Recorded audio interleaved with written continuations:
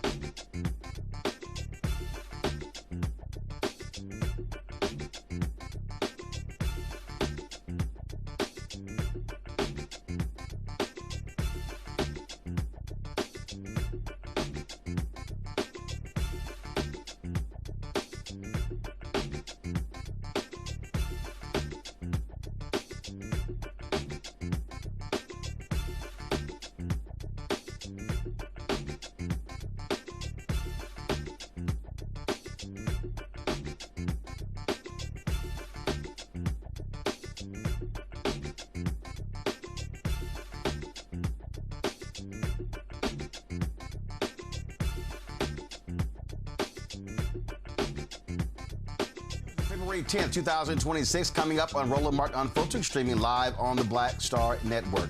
The National Governors Association cancels its annual meeting at the White House after Donald Trump intentionally left Democratic governors out. New Jersey Congresswoman LaMonica Mclver calls out the leadership of the acting Immigration and Customs Enforcement Director during today's House and Homeland Security's committee. Yeah, we're going to show you that, folks. Plus, Republican officials are outraged that by Bad Bunny's Super Bowl performance, now they're calling the NFL and NBC to be investigated. Really, y'all? Really? On Sunday, a white North Carolina pastor preached a message that all conservatives really need to hear. We'll show you. Plus, a new report shows Black Americans are still paying the price in health outcomes under Donald Trump's America. I'll be joined by the National Urban League Vice President of Health Equity and Policy and the founder of Protect Our Care. And in our Blackstar Network Marketplace, got a sweet tooth. We've got you covered with a Black-owned treat straight out of Texas that's turning pecans into pure love. I'll talk with the founder of TC's Pieces of Love Gourmet Pecans. Folks, it's time to bring the funk on Roland Martin Unfiltered on the Blackstar Network. Let's go. He's got it. Whatever the miss, he's on it. Whatever it is, he's got the scoop, the fact, the find. And when it breaks, he's right on time and it's rolling. Best believe he's knowing. Putting it down from sports to news to politics. With entertainment just for kicks, he's rolling. It's on go, roll, y'all. It's rolling Martin, rolling with rolling now. He's funky, he's fresh, he's real, the best, you know he's rolling Martin now.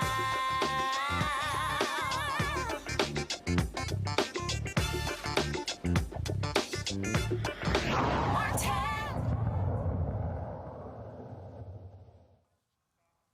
Folks, every year the National Governors Association meets in Washington, D.C. That often includes a meeting with White House officials and a dinner at the White House. Well, guess what? That dinner will not be taking place this year because the NGA has decided that because Donald Trump has chosen to only invite Republican governors, they are not going to go to the White House. Brandon Tatum, the CEO of the National Governors Association, released this statement. The bipartisan White House governors meeting is an important tradition, and we are disappointed in the administration's decision to make it a partisan occasion this year. Guys, with a graphic. To disinvite individual governors to the White House sessions undermines an important opportunity for federal-state collaboration. At this moment in our nation's history, it is critical that institutions continue to stand for unity, dignity, and constructive engagement. NGA will remain focused on serving all governors as they deliver solutions and model leadership for the American people. Now, traditionally, the White House has played a role in fostering these moments during NGA's annual meeting. This year, they will not. Carolyn Levitt, the White House chief liar, had this to say about the NGA in that meeting. Governors Association is removing a meeting with President Trump from his agenda because only Republicans were invited. Is the White House reconsidering inviting Democrats, or do you think Republicans are still going to show up? Like, where does that stand now? No, look, I just spoke with the president about this. It is a dinner at the White House. It's the people's house. It's also the president's home, and so he can invite whomever he wants to dinners and events here at the White House. I believe Governor Moore was invited last year, and he did not show up to the dinner last year. Nobody reported on it. But again, the president has the discretion to invite whomever he wants to the White House, and he welcomes all those who received an invitation to come. And if they don't want to, that's their loss. Maryland Democratic Governor Wes Moore said the White House singled him out by excluding him from a couple of bipartisan events. He did several interviews over the weekend talking about that very issue. And you had several Democratic governors who said that they were not going to do anything with them. And now the entire NGA. My panel, Dr. Mustafa Santiago Ali, former senior advisor for environmental justice at the EPA out of D.C., joins us right now. Randy Bryant, entrepreneur, author, speaker, and creator of The Truth in Game out of D.C. Dr. Larry J. Walker, associate professor, University of Central Florida, Orlando. Larry, you worked on Capitol Hill. The reality is this is often a bipartisan group. You have Republicans and you have Democrats. Governor Wes Moore of Maryland, he is the vice chair of the NGA. And this goes to show you how shameful and pathetic Donald Trump is by his refusal to actually have Democrats at this meeting. And listen, he's pissed off with more. He's pissed off that Colorado Governor Jared Polis refused to release that election worker who was sent to prison because she broke the law. And so this is what should happen. The NGA should say, no, we're not going to entertain your childish, petulant ways, Donald Trump. Roland, this reminds me of the meme of a person swinging, swinging their fists in the air and there's nothing there. I've never, I'm all the time working on Capitol Hill. You're right, NGA, every year they go to the White House and have various events. I've never seen this before, but this is not the first time we've seen where the president has decided that certain individuals are welcome in the White House. You heard her talk about the people's house. It's the people's house, stop. It's not, that's just the way it goes. You're essentially, renting the White House until we have another election. But this is disappointing, Roland, but this is another example of kind of this petulant attitude as it relates to leadership. We hear a lot about, individuals dividing the country. This is an example of exactly that. If you want to work with individuals, governors in a situation on a bipartisan basis, then you have to invite all the governors and they should be welcome once again in the people's house. But once again, this is another example of how, that we see a lot of this partisan behavior. And quite frankly, like I said, it's childish to behave like that, particularly at a time like this when it's, you need to have these strong relationships with governors from other states. But you're right, Moore is the only black governor. We should note, Roland, this is another issue we've talked about in terms of racism in this country, particularly coming from the White House. So it's disappointing, but not surprising. Mustafa, we've seen the nonsense because we've seen this administration withhold money from blue states. That shows you how these folks operate. Yeah, I mean, everything that they do is non-helpful for the country, right? We need governors to be able to get together, and of course they still will, but to be able to talk about the sets of challenges that are out there and the sets of opportunities and the resources that are needed, and have a fruitful conversation with whomever is in the White House. But these individuals are not interested in that. All they want to do is create chaos. They create chaos to hide some of the other things that are going on so that your attention moves to this. And this is an important issue as well. But you just got to understand the dynamics in the game that is being played. You got to be able to filter through some of this stuff, stay focused on the most important issues, but at the same time, and I'm thankful that the Governors Association said, you know what, thank you, but no thank you. Since all of us can't be here, none of us will be here. But that took a couple of days, Randy, and this is where Republicans should have come out day one and said, no, Donald Trump, this is unacceptable. And initially, Kevin Stitt, the governor of Oklahoma, who is the president of the NGA, tried to say that, well, invitations are limited. Dude, there are 55 governors. There are 50 states and, of course, the American territories. So what do you mean there's limited? Right. I'll be honest, when Wes Moore was disinvited or not invited, I was not shocked because the president has made it clear that he's racist. But I wonder if, the governors would have taken this stand. I'm happy that they did, but I didn't hear them immediately taking the stand that if this one governor is not invited, we will not all attend. But when we heard that there were more Democratic governors that were not attending, then it does seem as if Republicans took a stand and said none of us will attend, which I'm happy to see. Trump is very clearly he doesn't even understand what bipartisan is. He does not know how to work with others. He's a thug. And he's used to having his way. And if you don't give him what he wants, he just shuts down, just like you said, like a child. I want to make it clear to our people again, Larry, that this administration has purposely withheld money from blue states, taxpayers. So when Carolyn Levitt says it's the people's house, it's the president's house, no. He lives in the residence. It is the people's house. And this shows you Donald Trump does not act like, nor does he believe he is the president for all of America. He's only the president of the people, not even the states, but the people who voted for him, because he'll screw over black people and others who live in the states that he wants. Roland, you hit it right on the nose. And let's remind folks who are watching, he's withheld funding that's critical, whether it's related to healthcare or childcare or various other issues, in the hundreds of millions of dollars in some cases. And, you talked about these blue states, they've had to take them to court and sue, and 9 times out of 10 have won.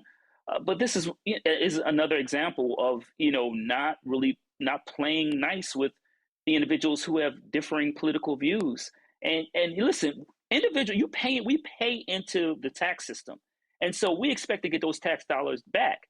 We should also note, states like Maryland and others, some of these blue states have far more money, and in terms of taxes, pay into the federal government than some of the other poorer states throughout the United States. So it's also there's a disparity between some of these states he doesn't like, but they're okay spending the money on ICE and other things when they think it's necessary. Reality is, right-wing media would be aghast, angry. They'll be acting a fool, Mustafa, if Joe Biden, Barack Obama, any Democratic president did this. And it goes to show you the double standards that this idiot can do whatever he wants to, and they're perfectly fine with it, and they won't say a damn thing. No, they won't. And they actually help to drive the narrative. They help to drive the anger. They help to drive, these actions that are going on. They have a responsibility also. At the end of the day, folks are going to, take a look at this administration and see all the folks who played a role in allowing these various sets of injustices to happen. In this moment, we've got to continue to highlight and call out the foolishness that's going on. We got to make sure that we vote, of course, also in the midterms. We got to also make sure that when these courts are not doing what they're supposed to do, that we're also highlighting that. So there's a lot of various things that we've got to do in this moment to kind of dull some of this thing that's going on, because the person who's currently in the White House, the only thing that he really cares about is money. He used to care a little bit about his poll numbers, but they've been tanking so much, I'm not sure that that's a driver anymore. The real question becomes, are we going to put pressure on these folks who are going to be back up for election? And make sure that they understand that if you continue down this road, that, there will be consequences. So we'll see how it all plays out soon. This is who these people are. They do not care about all of America. They only care about red America, Randy. They have a very narrow definition of what American is. And if you are not within their parameters, in other words, if you are not rich, white, Christian, straight, then they don't feel as if they have to serve you. They don't feel as if you have any rights. And so they feel very comfortable, even though we are, paying to make this government run, they feel very comfortable withholding money and time from us. It is insane that he is just the president for certain people, and not even all Republicans. And I think need to see that too. You have to be a MAGA Republican. You have to believe in what he believes in, or he will withhold any sort of guidance or leadership from you, or money from you. Yep, that's exactly who they are. Going to a break. I'll be right back. Roland Martin Unfiltered right here on the Blackstar Network.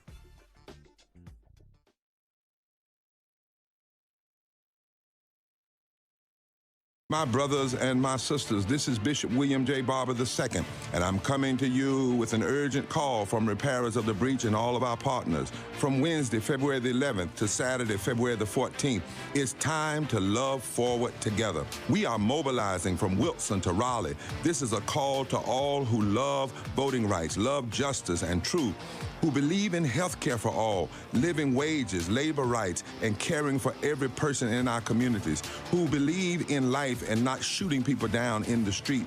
We march each morning, February the 11th, 12th, 13th at 9 a.m., beginning at St. James Christian Church in Wilson, North Carolina. And on February the 14th, we gather at Shaw University, march down Fayetteville Street, and we have a rally right there at 10 o'clock a.m. Join us for the Love Forward Together Mass People's Assembly and Moral March mobilization. Visit breachrepairers.org for everything you need to register. This is William J. Barber II, paid for by Repairers of the Breach.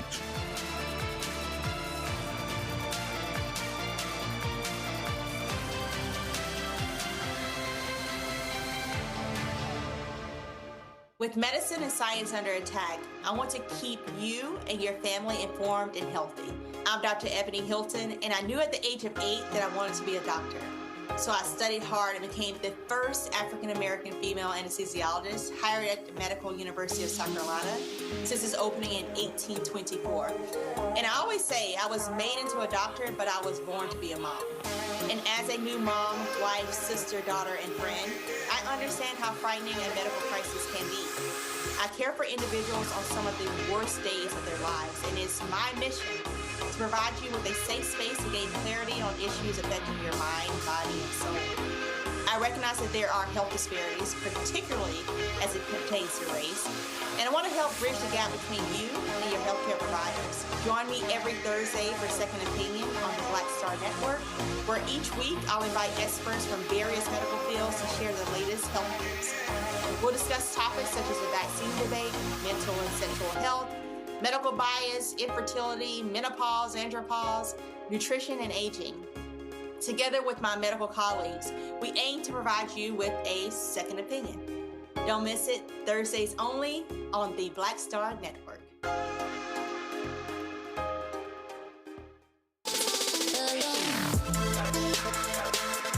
Hey y'all, welcome to The Other Side of Change, only on the Blackstar Network and hosted by myself, Bria Baker, and my good sis, Jamira Burley. We are just two millennial women tackling everything at the intersection of politics, gender, and pop culture.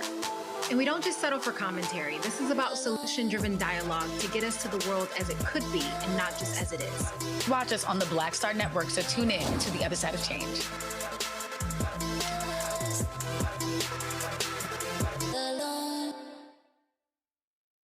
I'm Ryan Wilson, CEO and co-founder of The Gathering Spot, and you're watching Roland Martin Unfiltered on the Blackstar Network.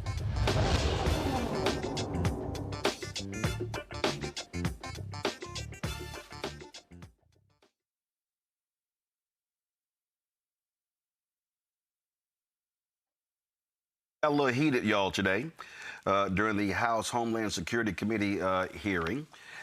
New Jersey Congresswoman LaMonica Mclver didn't hold back when she was questioning the acting Immigration and Custom Enforcement Director, Todd Lyons.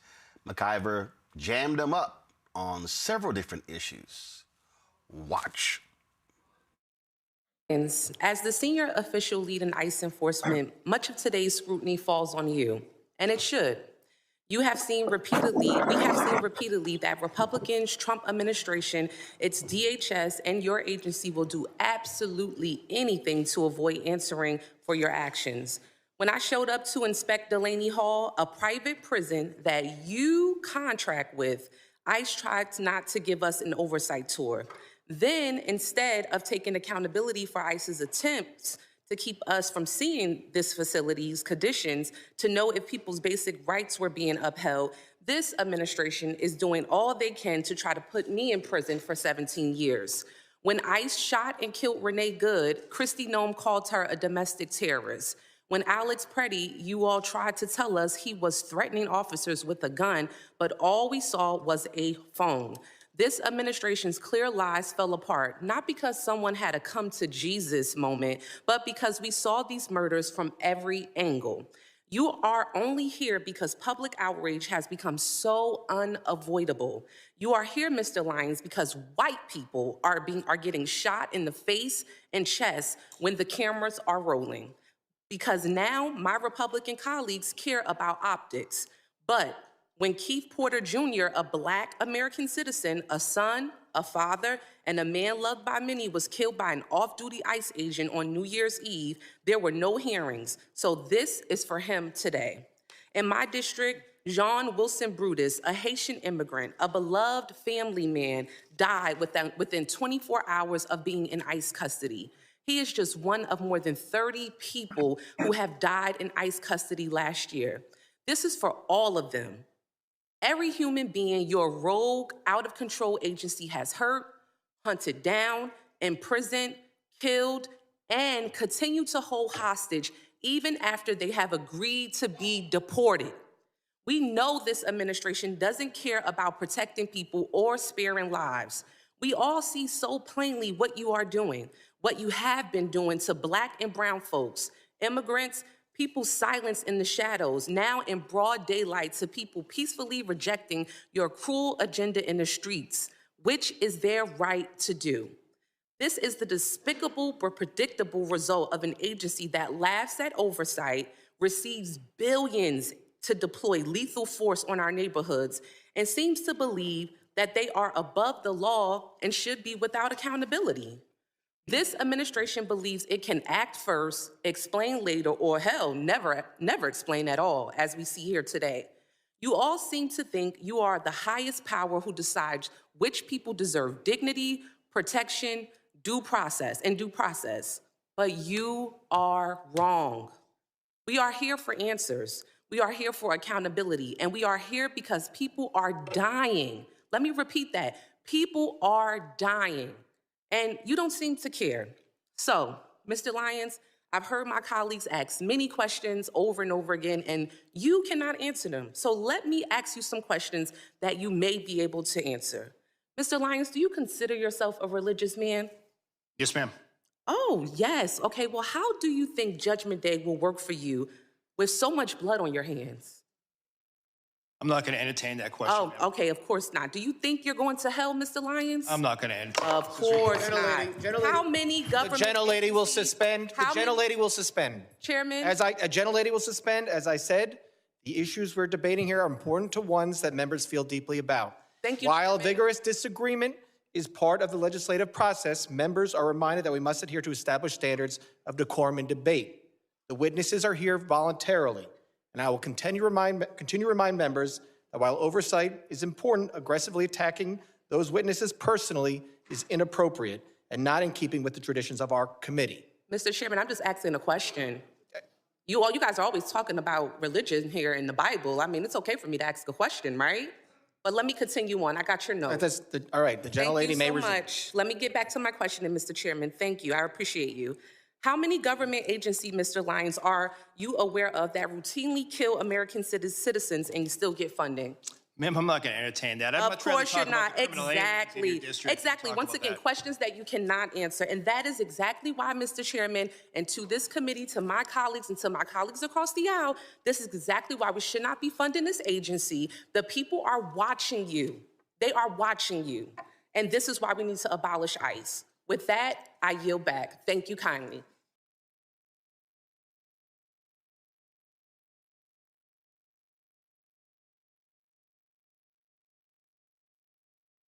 That line ran there. Wait a minute, I thought y'all always want to talk about religion around here.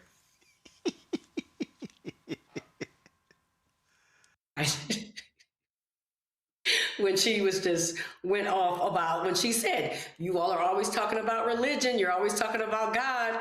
Let's talk about it then. How you think God is going to view you?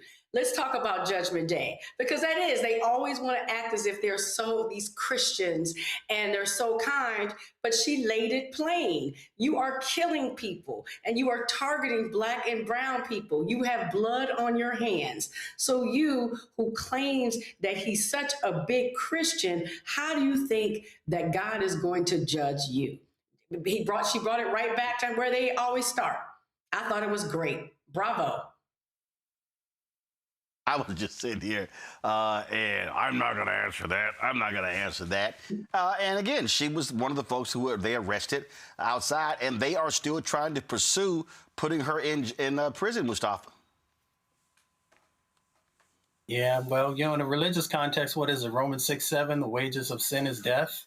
When sin is murder. Murder is sin. So you can't escape that. And if you are supporting it with sets of policies and actions, not holding people accountable and continuing to go on, then, you have to be held accountable for it. You should be held accountable both on this side and then, of course, on the spiritual side when we transition.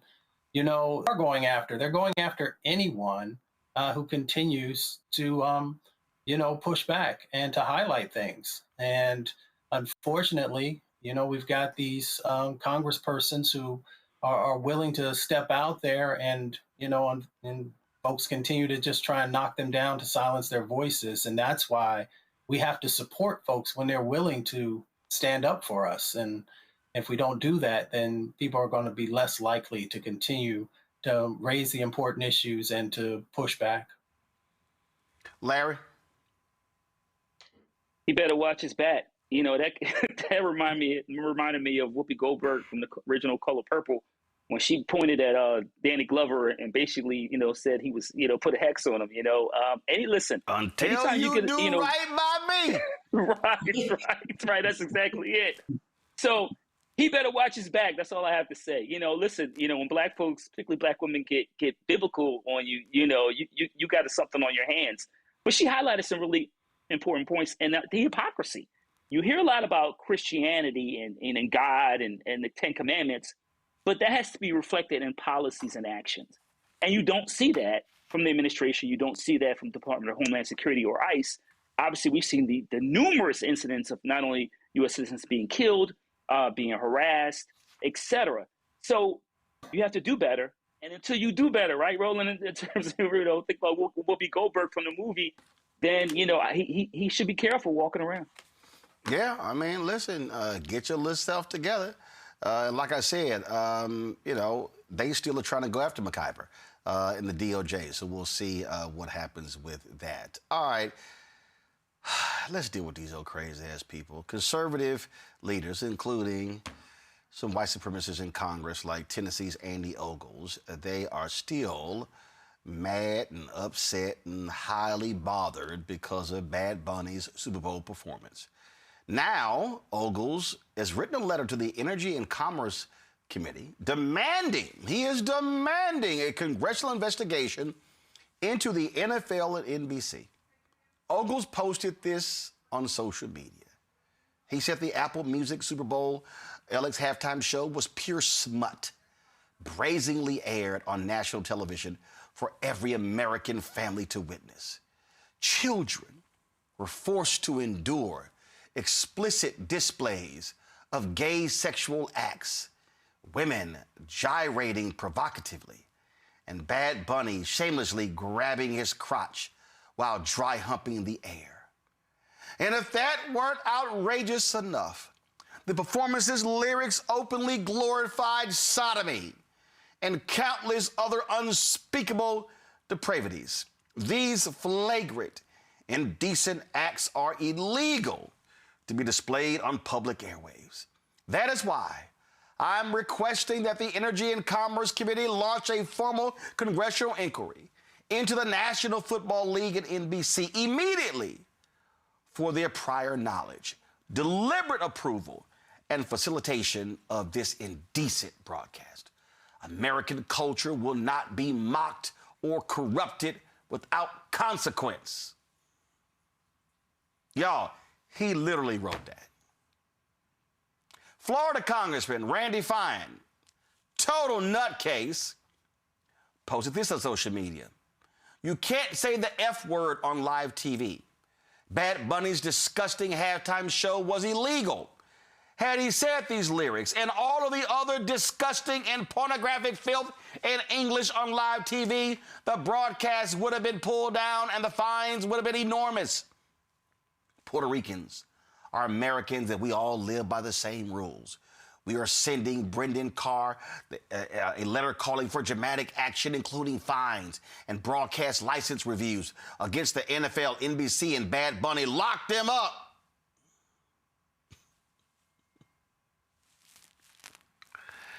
I told y'all these people are insane. Maybe they should listen to longtime NFL broadcaster, sports broadcaster, Rich Eisen, who was at the Super Bowl, and he said this on his radio show, which I think is worthy of these idiots to pay attention to. I was highly impressed at the jump and then got more and more impressed as I learned more and more about it, because I didn't see a lot of what you saw on television. What you see in the stadium is a spectacle. And I'll be honest with you, as soon as the Myers made it 9-0 and there was 16 seconds left in the half, I ran to run an errand, if you will, so I could get back to my seat in time for Bad Bunny. And there were many others who were needed to run an errand. Was it fertilize and? No, sir. But I appreciate you asking. I try to be subtle about it, but once again, you weren't. It's all good. I'm trying to remember the quote. What was the quote Do you remember? I don't know what the quote is. I'd like to move on now. Water and fertilize the eagle. So all I'm just saying is I got back and the setup had started and it was just as the first notes were being played. And I thought to myself, my God, that's a lot of greenery on the field. Like, what is happening? And what is happening was a total, complete spectacle of joy. And I didn't understand a word of it. I didn't understand a word of it. And all I could see was the building was rocking. And the many Spanish-speaking people around me were losing their minds. And just the sense of joy. It was joyous. And then you learn later on the Easter eggs and the meaning of the sugar cane and the meaning of the light poles and the meaning of everything that he was doing. It seemed like every ounce of that Super Bowl halftime show was produced and it had an intent to it. And then you find out that amongst the partiers in that first sequence of the halftime show ran the gamut from Pedro Pascal to Ronald Acuna Jr., right? You know, and Jessica Alba and John Hamm in costume and Cardi B. Am I missing anybody? There's a whole bunch more, right? Carol G. And it was wild. And then, you know, the ultimate message about the only thing more powerful than hate is love was awesome. And I noticed the shot of that screen of the scoreboard was behind me. And I just want to make sure it wasn't, you know, like green screen or anything like that. I learned it was on the board behind me. And what an awesome message it was. And then we find out the marriage that happened, it wasn't just planned. Yeah. I mean, pardon me, it wasn't just part of the landscape. Yeah, the show, yeah. Apparently what? These two people really were getting married and invited Bad Buddy to the wedding. And he was like, I can do you one better. How about you get married during my halftime show? Yeah. Really cool. Which is what you're talking about. Love. It's about love. It's about meeting. It's about celebrating. It was a celebration. It really was. Lady Gaga showed up. That was awesome. Ricky Martin showed up. Okay. And it was just joyous. And at the end, I just looked around and everyone was smiling and dancing. And you know what? I'll go here. I'm going to stray. I understand the conversation around the Bad Bunny selection by the National Football League and how it is un-American or it is not welcome. And I'll just say this.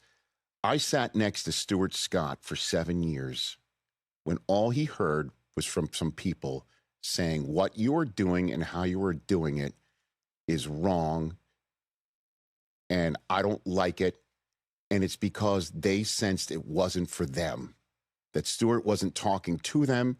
He was talking to an audience and saying things that was for that audience, and you're not part of that audience, and you felt it was exclusionary, rather than taking a moment and listening to what he was saying and how he was saying it and who he was saying it about, and getting into it and understanding it. I sat next to him for 7 years, and I kind of got that vibe last night.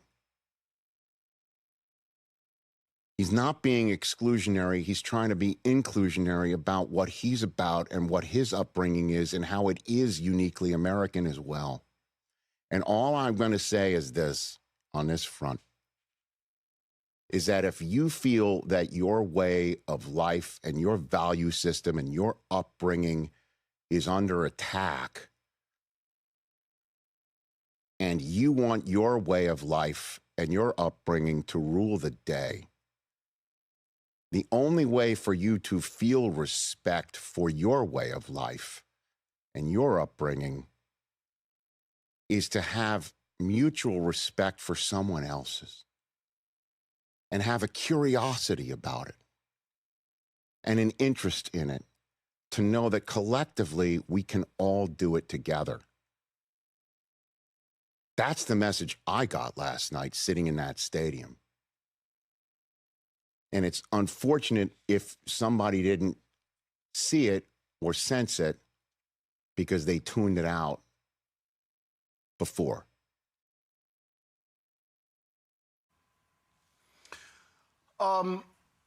Mustafa, what he said about Stuart Scott I think was important. Stuart Scott, our alpha brother, Larry as well, he got hate mail. He was trashed. White columnists, white sports radio hosts, executives at CNN could not stand him saying booyah, cooler on the other side of the pillow. They didn't like his lingo. They literally gave Stuart Scott hell for years because he wasn't like Keith Olbermann and Dan Patrick. Half the time, I had no idea what the hell Keith Olbermann was talking about. Doesn't mean I thought it was bad. He had his own style. Kenny Mayne had his own style. And that's what this is all about. We played yesterday the outrageous nutcase response of Megyn Kelly. And you got all these other white folks on Fox News who are just losing their minds. They're just going crazy. And what do I keep saying? These people, they care about white identity. They care about white culture. That's what they care about. They despise, wait a minute, last year Kendrick's halftime was hell, all American. We had flags, red, white, and blue, and they still hated it because it was a black dude rapping. So it's clear all these people care about is whiteness. How do I want to respond to that? Bad Bunny, lo hizo la gente. What that means is that he did it for the people. He was building a bridge, just like Stewart did. They were about bridge building, right? They were bringing new language and new ways of being able to express and to highlight the areas that they focus on. And these individuals, these folks who keep complaining and throwing stones, their whole thing is about making sure that there is no narrative but the narrative that they believe represents America. And they're completely wrong, of course, and they're afraid. They're afraid because America continues to evolve and change and is browning. And so they do anything that they can to try and tear down anyone who is talking about love, who is talking about healing, who is talking about history. Because for those of us who understand Spanish, and even if you didn't understand Spanish, you could very easily have went and looked up what the symbolism was talking about, whether it's talking about the hurricanes and the impacts that happened there, talking about slavery and sugarcane, talking about also about culture, about Black roots and brown bodies, and how reggaeton is all of that coming together. So that's the reason that these conservatives do these types of things, is because they want to shackle America. They want to hold America back into the 18th century or the 19th century, and folks are moving forward. And when you have an individual like Bad Bunny, who is about trying to bring folks together, it scares them. The last thing that I'll say is they didn't say anything in 2012 when Madonna was rolling around on the stage. They didn't say anything about the Stones in 2006, and they didn't say anything about Justin Timberlake in 2018. Because, those folks, even though they are creatives and they're great in their own ways, they probably could see themselves reflected in those individuals, and they couldn't see themselves reflected in all those amazing Latino and Latina performers who were on that stage. See, the reason, but you got to understand, back then they didn't care about that. They didn't. Randy, all of this is all since 2020. 2020, J-Lo, Shakira, and Bad Bunny all performed. But remember, they were pissed off when Beyonce was there, when I think the game was in San Francisco, when the dancers had berets. Oh, my goodness. Is that for the Black Panthers, those berets? This is the whole deal. What Donald Trump has introduced, Donald Trump has brought back to the fore white identity. And these people are clear and open, and they don't care, and that's what this is about. It's about whiteness. Why did I write my book? And I called it. I've been saying this. 2009, I kept trying to tell people. I said, y'all, these people are operating from what I call white minority resistance. I said, it's about to be about white folk. That was in 2009. My book dropped in 2022. Everything that happened in those 13 years were about white identity. And Donald Trump has put white identity on steroids, and now they are open and free, and they care about whiteness, Randy, nothing else. Somebody came out and said that the show wasn't white enough for them. They just came out. Usually they try to disguise it and say American, but someone said it wasn't white enough for them, and it went wild on Twitter. You are absolutely right. Yeah, they were like, right. where are the white dancers? I'm like, oh, now y'all want quotas? You want some DEI? No, they are terrified of the new landscape of America, and they do not see it as a place that is for everybody else. And so when we come out and we have Kendrick Lamar and we come out and we have Bad Bunny, they are terrified, and they're saying it's not American. Now, it's so interesting to me that here you have a sport where 60 to 70% of the players at one time are Black, and they're fine with that. And, you know, I said earlier, had they had people with Latin backgrounds serving in the stands and bringing them cervezas and selling them tacos, and they would have been fine with that. But when they are on the main stage, when they're saying that this is my country too, and I deserve all the light, and also we have a history here. Let me show you the real history and the culture that we have here. White people are terrified.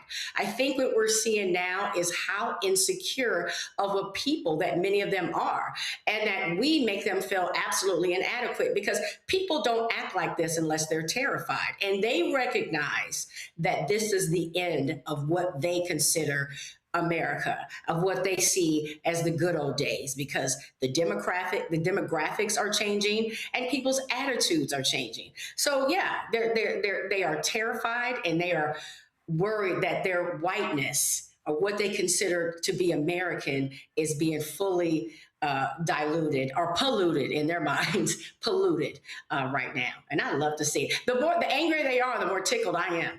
Yeah, check this out. This is, let me see if I can get this showing up right here. So Jill Zarin, who I don't give a shit. She's one of Real Housewives of New York, a show you will never, ever see me watch. I despise all of those shows. She was really in her feelings about the halftime show. And check this out. So we all agree. We all agree. I agree. I said it before that it was the worst halftime show ever, and it's 250 years that we're celebrating right now in the United States, and I just don't think it was appropriate to have it in Spanish. And quite frankly, I didn't need to see him grabbing his, G area. I think it was totally inappropriate. You've got all these young kids watching the Super Bowl, and he doesn't have to be grabbing himself every 5 seconds. Is he so insecure? Seriously, I didn't understand it. I don't speak Spanish. I would have liked to have known the words he was saying.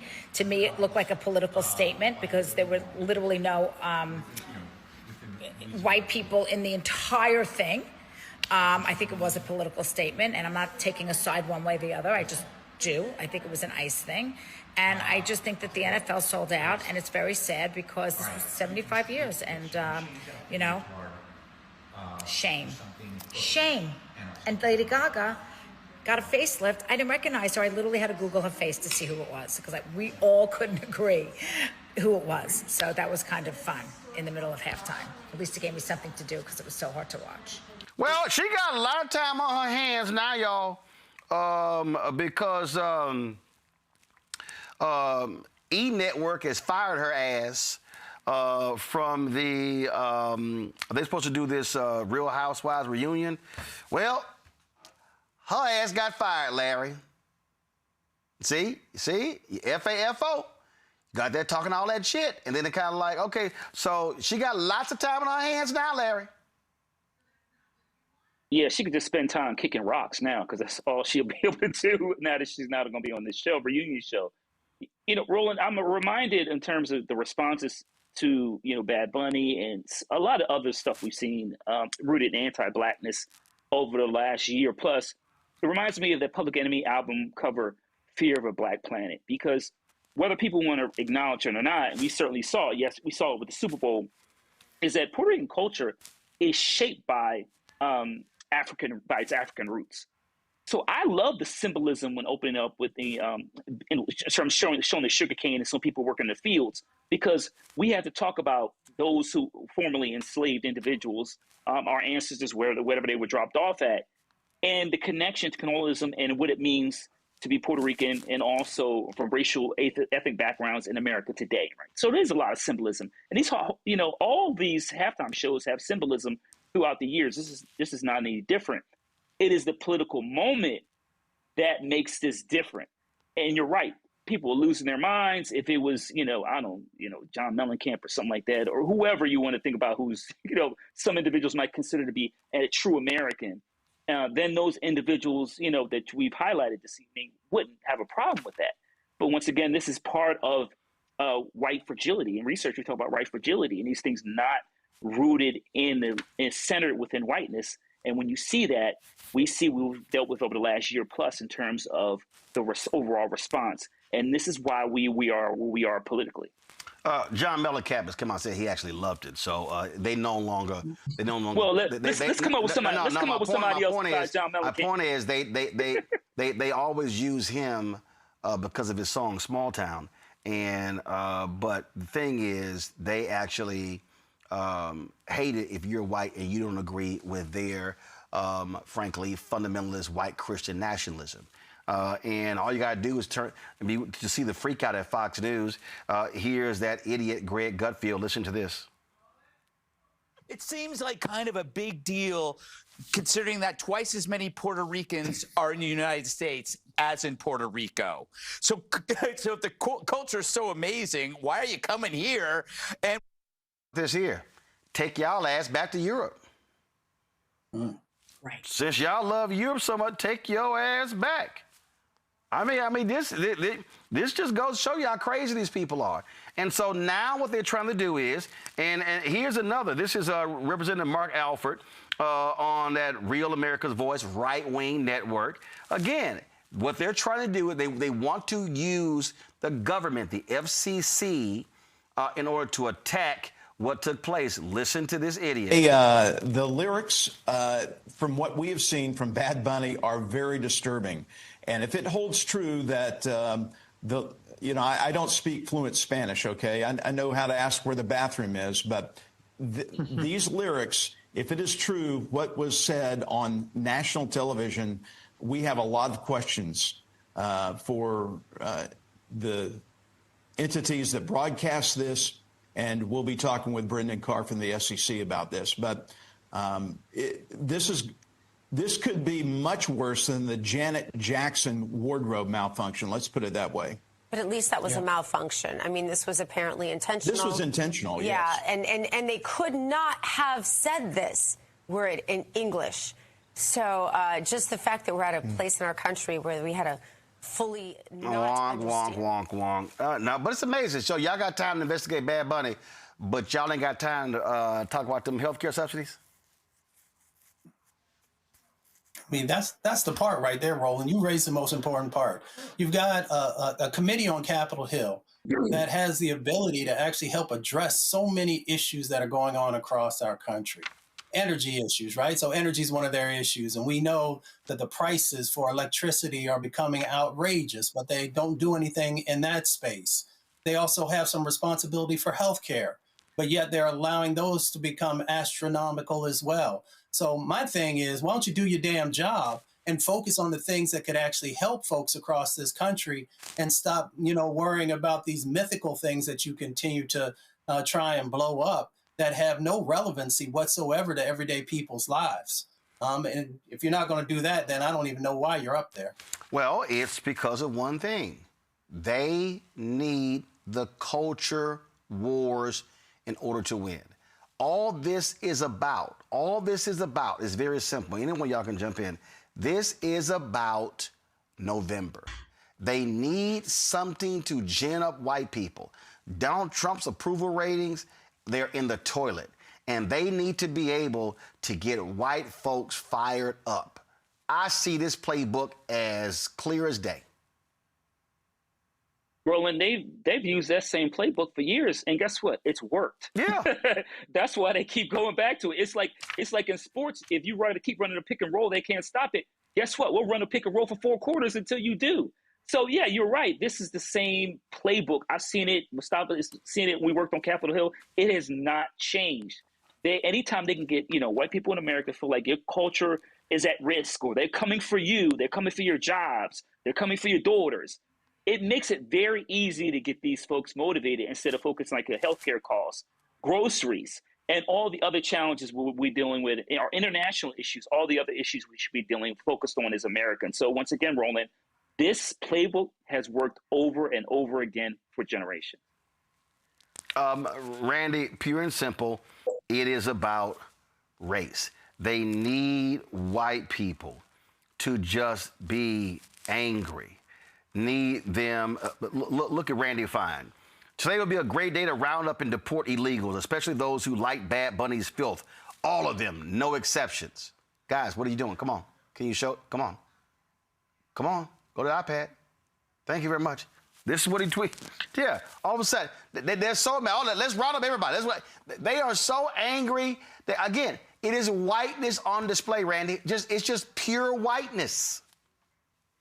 They run on a platform of hate. Who can we make you hate and get riled up? They want them to vote against something and not for anything. They don't ever speak about policies. They never talk about what they're for or what they want to make happen. They just talk about who they are against. And so the way they do that is they make Black people seem like monkeys, and they make Latinos, all of them, regardless of their status, seem as if they're not supposed to be here in this country. They're illegal. They're aliens. They're criminals. They make other people come from shithole countries. They make queer people seem as if they're trying to take over your kids and harm them in some way. If they can dehumanize others, so white people feel as if they are the only true good people, patriots on this earth, then they have it made. And so they do every single day. They're trying to get white people outraged and feel as if they need to fight against all these evil beings. And evil beings, anybody who is not white and Christian, and fight against us. And that's what they're doing. It's a plan that has worked, and I think they're counting on it to work again. And white people walk around just completely fearful of everybody. And so the fact that they're spending so much time on, what was it, a 12-minute halftime show? 15 minutes, they're creating this sort of outrage when we're talking about the president. It's, all the files that we're seeing and things, but they're worried about this 12-minute show. Well, first of all, it was a 15-minute halftime show. That crap they put together was 35 minutes, and this is what they do. But again, what they try to get people to understand is, and this is where country music comes in, so they operate as if country music is all American, and country music is really, about, apple pie, and everything is perfect and wonderful, and the flag. Charlie Crockett, country music singer, my man said that, you know what, country music artists, y'all should have been taking notes from Bad Bunny. This is what he said. They keep saying I'm a cosplay cowboy, but they love a cosplay president. Some folks have been on here calling Muhammad Ali a draft dodger when y'all got one in the White House. When I was at the Grammys the other night, I saw a guy get up and talk about Jesus. And then I saw Bad Bunny get up there and talk like Jesus. The country music establishment should be taking notes on a Puerto Rican American who hasn't forgotten his heritage and brought his culture's traditional music back to the front, showing the world something new with it. The president is a grifter who bankrupted 6 casinos. That's pretty extraordinary considering it's a rigged business in favor of the House. The only thing he's good at is filing lawsuits and portraying a successful businessman as a reality TV actor. Last time I checked, Elon Musk was an immigrant from South Africa, but there he is standing in the White House buying our elections. Let's deport his ass and send Peter Thiel back with him, since they both openly believe in a post-democratic society where men of their class are above the law. Forgive me if I have a problem with a 34-time convicted felon running this country when I lost the right to vote or own a weapon for years over marijuana. As long as you're hating the oppressed and loving your oppressor, You'll never know why our generation is poorer than our parents and grandparents. As a great man once said, it's welfare for the rich and rugged individualism for the poor. If you can sleep at night licking their boots, that's between you and yours. But that type of thinking isn't freedom. It's mental slavery. Every single right we have as a people wasn't handed to us. We had to fight and take it. Judge a man by how he treats the poor and those who he views as being able to do nothing for him. Don't forget why Muhammad Ali said, "I am America." Remember the coal miners of Harlan County, Kentucky. I believe in what we can be. Right on. That was some serious truth right there.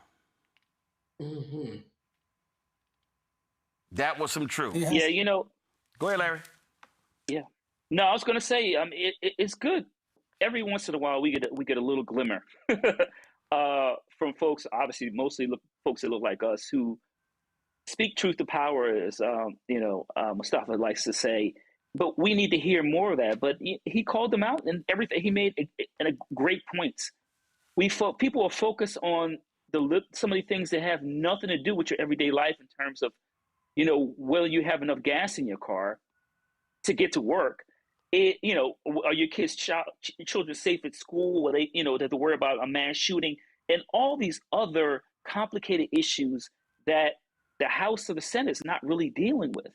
And so we're all, people are focused on, going after, the NFL, NBC, et cetera, for this, the Bad Bunny performance. And they can't, they're not focused on things that really matter, like I said, in terms of their everyday lives. But I'm really glad what he said, what he had to say. We need to hear more of that for folks that don't look like him, who were, country music artists, et cetera. But it's had to be said, and we need to continue to hear more of that. Absolutely. All right, y'all. Got to go to a break. We come back. More on Roland Martin Unfiltered on the Blackstar Network, including a North Carolina pastor speaking truth to these white conservative Christians. A lot for us to break down, folks. Don't forget to support the work that we do. Join our Bring the Funk fan club. Your dollars make it possible for us to be able to do the stuff that we do, the coverage that we're doing. Our team is on their way as we speak to Raleigh, North Carolina for Bishop William Barber's 3-day march. And, of course, we'll be covering the big protest on Saturday. So to support our work, join the Bring the Funk fan club. Use Cash App. Use the Stripe QR code. You see it right here. As for credit cards as well. Checks and money order. Make it payable to Roland Martin Unfiltered. I went to the mailbox today, y'all. It's about 100+ envelopes, and so going through them, and then here are some others right here. These are all checks and money orders that I gotta sign the back, take a picture, and deposit. But I'm doing it. Literally, I'm doing a commercial break. Checks and money orders. Make it payable to Roland Martin Unfiltered. P.O. Box 57196, Washington, D.C. 20037 0196. PayPal's R Martin Unfiltered. Venmo RM Unfiltered. Zelle Roland at RolandSMartin.com. RolandMartinUnfiltered.com. We'll be right back.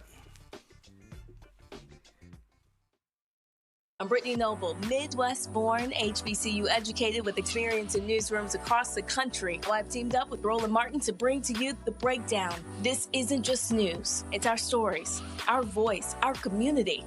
Join me for The Breakdown, Monday through Friday at midday, only on the Blackstar Network.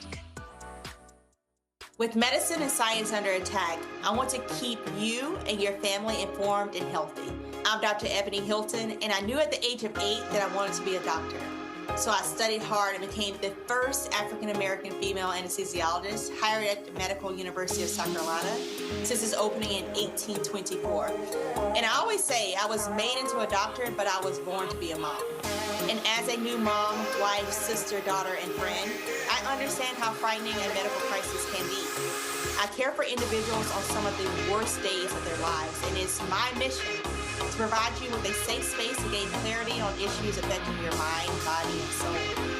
I recognize that there are health disparities, particularly as it pertains to race, and I want to help bridge the gap between you and your healthcare providers. Join me every Thursday for Second Opinion on the Blackstar Network, where each week I'll invite experts from various medical fields to share the latest health news. We'll discuss topics such as the vaccine debate, mental and sexual health, medical bias, infertility, menopause, andropause, nutrition, and aging. Together with my medical colleagues, we aim to provide you with a second opinion. Don't miss it, Thursdays only on the Blackstar Network. My name is Bill Duke, and you're watching Roland Martin Unfiltered.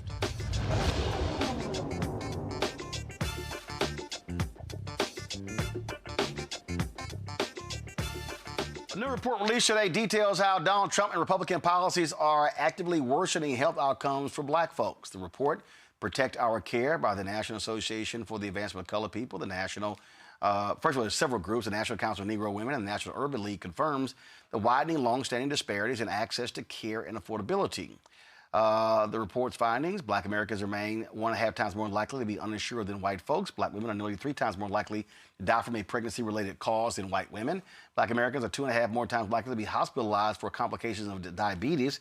Black Americans are 30% more likely to die from heart disease and 30% more likely to have high blood pressure than their white counterparts. All right, let's get right into it. Dr. Lydia Isaac, the Vice President of Health Equity and Policy, the National Urban League, joins us from Brooklyn. Joy Cheney, Senior Advisor at Protect Our Care, joins us from D.C. Glad to have both of you here. Lydia, I'll start with you. So the report, you lay it out. Now, what do we do with it?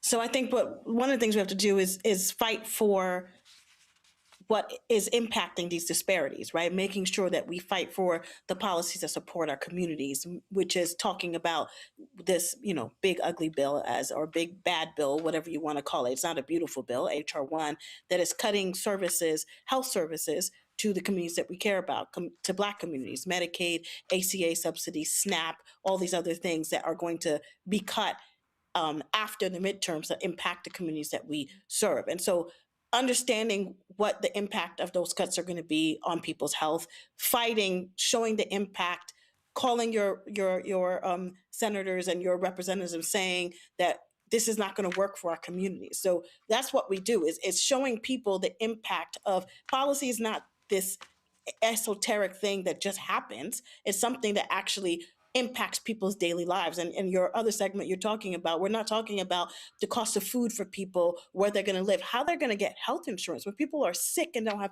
health insurance, how do you expect them to get the care they need to stay alive? We're literally talking about life and death here. And so we have to really push it to the folks that the impact of this is going to be deleterious to our community. But Joy, Lydia said we have to fight it, but the bill's already passed. And so, yes, most of it doesn't take effect until after the midterms. Okay, so how are people being organized and mobilized to fight this? It's one thing to say call, but I'm talking about I need to understand, what is the campaign? What is the action? Okay, well, first of all, I'm so glad to be on this side of the interview. Usually I'm there as a commentator, so thanks for having me and Lydia on. One of the things we're asking people to do, obviously, we want people to engage with their members of Congress. We just talked about the big, beautiful bill, but keep in mind the tax credits issue, which was such a significant issue that we had a government shutdown on it. Even though we're not talking about it, it's still a live issue. We are still seeing people who are falling off the health insurance rolls because the health insurance premiums are skyrocketing due to the end of the tax credits. What we found is, the Republican Party, Trump, it's not so much of a partisan thing, but they do not have an answer for it. So, we have to be honest about that. They don't have an answer for it. They have no solution. They're allowing these tax credits to fold at a time where we are seeing hospital closures due to the big, beautiful bill all over the country in almost all congressional districts. This is a healthcare crisis, and we're seeing it in the African-American community. But as we know, we're canaries in the minefield in this community, and it's something that we're experiencing everywhere. So we've got to be putting pressure on our members of Congress to say, first of all, we need you to reverse big, beautiful bill, but even the bill that's upcoming, we need you to focus on extending those tax credits. Congresswoman Lauren Underwood has a bill that is in the Senate right now that could extend for 3 years the tax credits. That's by a CBC member. That's the work that Black people are doing. And so we wanted to highlight, the opportunity costs that are here, that what the Trump administration is doing to healthcare. And that's not to say anything of public health. We have a rise in measles. Okay. Here's my whole point, and this is, I understand all of that, but this is highlighting and letting people know, okay, this is what the numbers are. That's one thing. But if we're talking about moving people to action, okay, what is that? What's the site? What's the script? Who do we target? Who are the critical? It's in the Senate. Okay, so we know you got X, it's 53-47. Okay, Yeah. So the question now becomes, all right, you got to get to 60. Okay, how do we get to 60? Who are the 13 senators Republican senators being targeted? What is the plan of action to say, here's the data, but in order for us to get this, to pass Representative Underwood's bill in the Senate, this has to happen. What I'm asking, what is that? Where is that? Is it on a site? What memes would be posting? What language? Because coming on, listen, there are thousands watching right now. What I keep getting from people across the country, they want a sense of direction, what to do, where to go. And I'm saying, where's that information right now? ProtectOurCare.org has a lot of information about this, fact sheets, information that you need that will help you engage on the ground. So if you go to our website, if you follow any of our social media, I believe that's being put in the chat, you'll be able to follow us there. So okay, don't worry about that. We have solutions for you. Okay, so I'm on the website right now, and lays out urgent threat. Okay, and it has all the information on here. And so now, what I see shows you where hospital closures are happening. Right. So what I see at the bottom is it says, "Don't let politicians take away your health care. Sign up to learn more about how to support our work." What I dare say, again, as I look at this, and we're talking about, so let's see, we've got about us up there. So okay, fine. Let me click resources, and as you see, okay, so it breaks out all these different things here. You got videos. You've got share your story. Okay, people can actually share their story. Let me go back up here. Okay, you got giving, donate, and okay, you got first. So I'll ask people in the chat already asking. So if they're donating, what are they donating to? So this isn't so much about donating to us. This is about you using this information and working on the ground. Oh, no, I know. No, I'm just asking because while we're talking, I'm looking at the chat. So someone asked, what the donations, what is that for?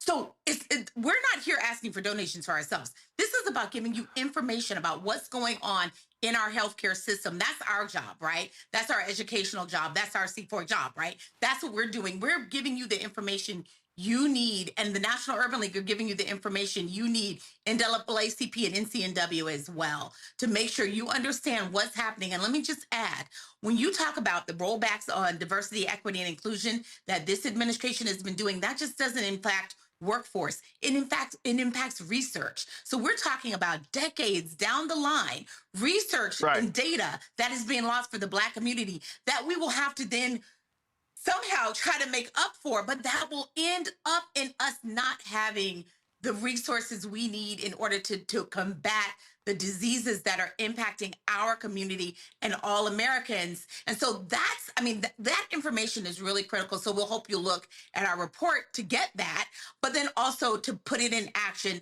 to call your members of Congress and to vote on these issues. Well, I think first, Lydia, I'm gonna let you say this. I think what's critical was critically important. Again, and I always look at this here, is I look at I always talk about what's micro, macro, and what is short-term, long-term, and short-term, mid-term, and long-term.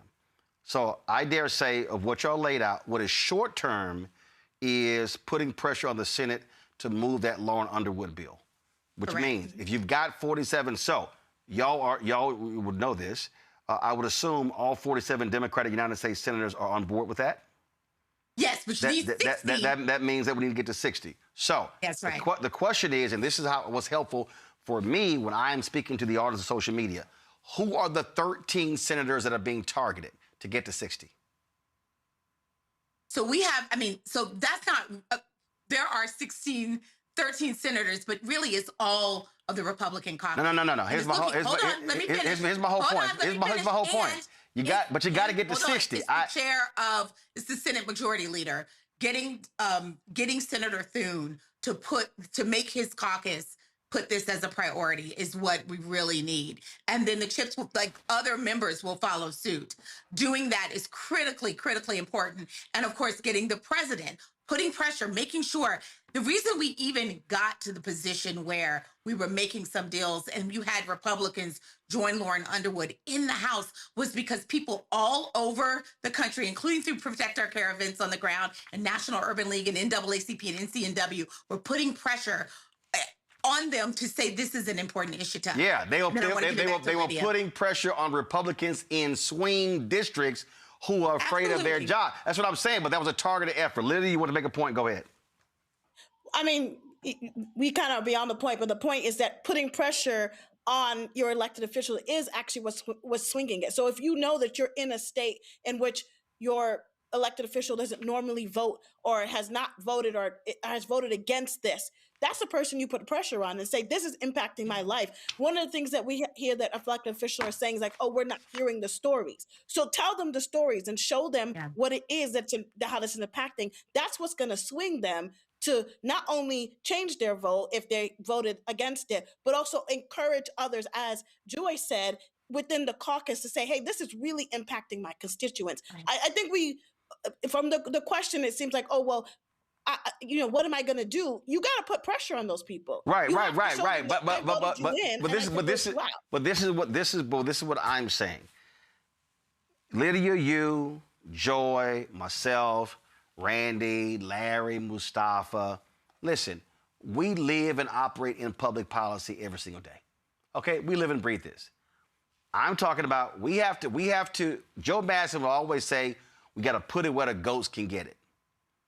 And that is talking to regular, everyday people to make it where they also understand it. And so, again, I get it. Hold on. I get it. Hey, the whole Republican caucus. But here's what I also know. What was successful in the House, there were very targeted efforts to certain Republicans. And so I just think what would be helpful is if this group says, here's the 13 we're targeting, the 15 we're targeting. So you target 15 and 2 don't get it, should get to 60.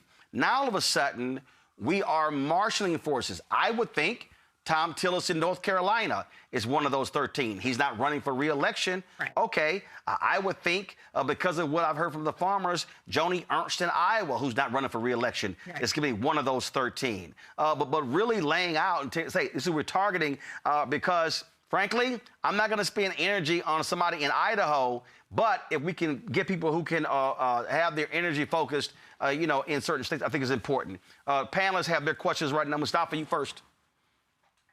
Yeah, well, it's good to see both of you. I'm curious also, what role do you see the philanthropic family playing in helping to support this initiative or these initiatives?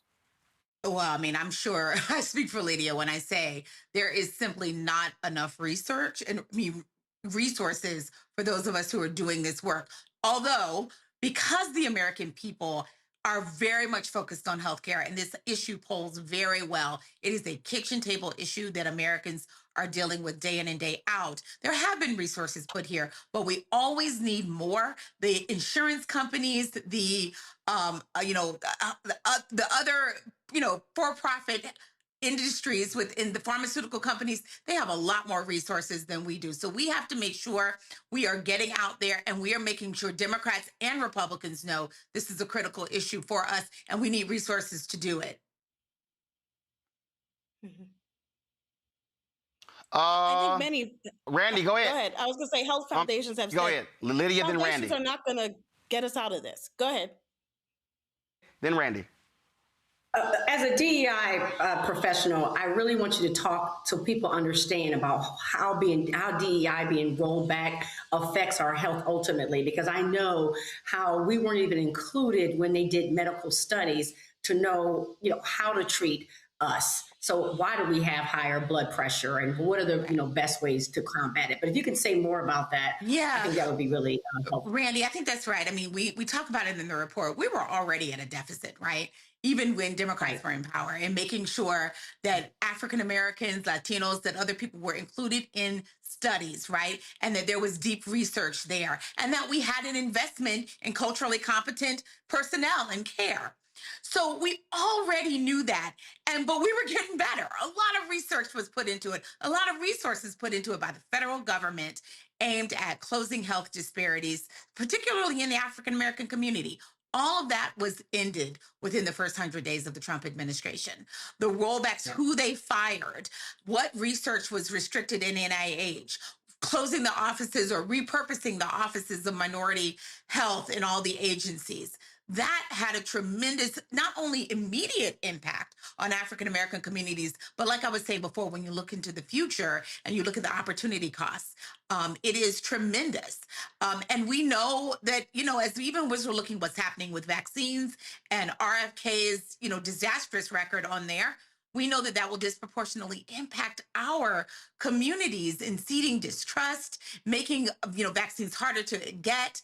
So we see that the rollback on so-called DEI, I say it out, diversity, equity, and inclusion, is not a flippant thing. It is a real thing that will have healthcare, life and death consequences for our community. Thank you. Larry? Can I add something to that, Roland? Because I think it's important. Yeah, Lydia, go ahead. It's not just about what's going to happen forward.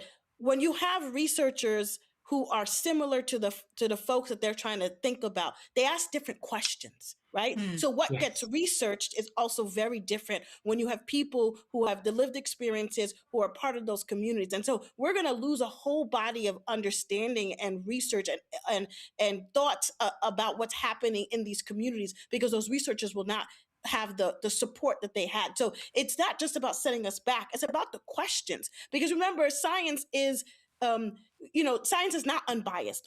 We're all people. We all ask questions in different ways based on our experiences. But being able to ask the right questions to figure out what's going on is what the skill of a diverse workforce in all kind of ways happens. And when you don't have that workforce, you don't ask the right questions. And so you cannot find the right answers. Larry? Yeah, so this research is really critical. I wanted you to talk about how do we take this and get people to the polls, and also secondly, put it in the right hands of individuals. Can you talk about that a little bit? It's important research, particularly how it impacts the Black community. How do we translate that to getting people out to vote? Yeah, well, I will tell you, if you look in our report, we have data from North Carolina, Georgia, Florida, Ohio, Tennessee, right? All critical states where we talk about, frankly, the reduction in enrollment, the change in enrollment under this administration. And so, and part of that's due to the tax credits and other issues. So we are hoping and using that research to sort of drive people, right? To say that what you are experiencing as an individual and as a family is something that's happening on a mass level, and it's something you can actually do something about, right? It changed in this administration. It can change the other way as well. So we will be on the ground. Protect Our Care is in many states where we are on the ground working with state and local electeds and partners on the ground. So like all the partners that we're doing this report with, they have chapters, units that are on the ground, partnering with them and others to reach communities in place, trusted voices within those communities who can encourage people to act on this issue and also to go to the polls on this issue. Question. How long is the report? How long is the report? Ooh, I think under 20 pages. I think 12 pages. 12 pages. Okay. So, and there's an executive summary. Okay. And again, I'm just speaking strictly from a media perspective on how to drive messaging on this to achieve the desired goal. The public ain't gonna read your report. Absolutely, and that is why we have social media. Right. So that will accompany the report. Gotcha. So where's that social media? What is it? If you go to Protect Our Care, at Protect Our Care, across all your social media platforms, and I've shared them. I believe they're going to be shared in the chat across IG, Facebook. No. Everybody who's watching out in the chat. So it's protect. Right. It's first of all. It's protect. Oh no. No, it's not. It's protect.our.care. That's what it is on Instagram. So I just want to make sure people follow that. Now, here's what I think, and I'm looking on the feed right now, and okay. So for instance, I see this 4-slide graphic, perfect. South Carolina and measles. That to me, I think taking that right there and developing that into those memes or whatever the heck makes it a lot easier. I still go back to this here. What I think would be also helpful is if y'all identify 15 Republicans. This is what the DCCC did last year. And then it was focused on, this was actually 25. Go to my iPad, where they targeted, said these are 2026 districts that are in play. This was helpful for me to show this graphic on the air and for people to see this graphic, to see the names, and they had the bottom tell them to say Medicaid, and here was the phone number, and that was the house number. That will be helpful. So now when we say, hey, we want to get this, so when people say, what can I do? First, we want to extend the health care subsidies of the Affordable Care Act. It's already passed the House. We need the Senate to pass it. We need 60 votes. We need to flip 13 Republicans. Here are the 15 that we suggest you target. Boom. Now the person is not sort of just trying to figure out what I need to do. So like this graphic will be really helpful, and we can show this on the show every day, like target these people. Hit their office phone in D.C., hit their Senate districts, their Senate phone numbers in those states, hit them with emails, and now we can have a very targeted effort to put pressure on them to get to 60. Now, once we get the subsidies bill passed, then it's like, okay, what's next? So am I correct that trying to get her bill is the first priority as we speak right now, right? Got to get that bill done, yes. Gotcha. So I think having that kind of graphic or whatever driven on social media and then get to us, and now people can share on their platforms, and now it's spreading like wildfire. That to me, I think, is helpful for people to go, okay, now this is what I need to do. Now we can focus them on this one thing to say, for the next 30 days, blow those phones up and emails, let's get this done. I love it. And let me tell you what, we came to you first, Roland. This is an exclusive that we wanted to share with Roland Martin and Filtered in the Blackstar Network, because we know that you are a trusted voice in the Black community, and we wanted to get it out to you first. Well, I appreciate it. And hold up, I'm also on the site. You said people can read the report. Where exactly is the report on the site? The report is coming out tomorrow. So the report will be out tomorrow. It's being released. Like I said, you got the early, you got the early scoop. Because I'm looking for it. I'm like, I don't see the report. Y'all keep talking about it. You got the scoop. You got the scoop. Okay, all right. So the report will be available on the on protectourcare.org. That's the website. Yes. And if y'all put in Protect Our Care on social media, you'll actually see how it is on each one of the social media platforms. All right. And we'll also make sure it's up on our partners' websites as well. All right. Sounds good. We appreciate it. Let's focus on getting that bill passed. Thanks a lot. Bye. All right. The thing there, and folks who are watching, y'all have listened. In the 7 years we've done this show, y'all know just how my brain works. Bishop Barber is always on. We talk about this all the time. And I know Larry, Mustafa, Randy, y'all are out, and people, you might be in a restaurant, be traveling somewhere. All kind of people are always asking, saying, I want to do something. I want to do something, but I don't know what to do. And the thing is, we can't just leave it up to folks, because folks literally don't know. They have no idea where to call. They don't know what the main number is to the U.S. House or the United States Senate.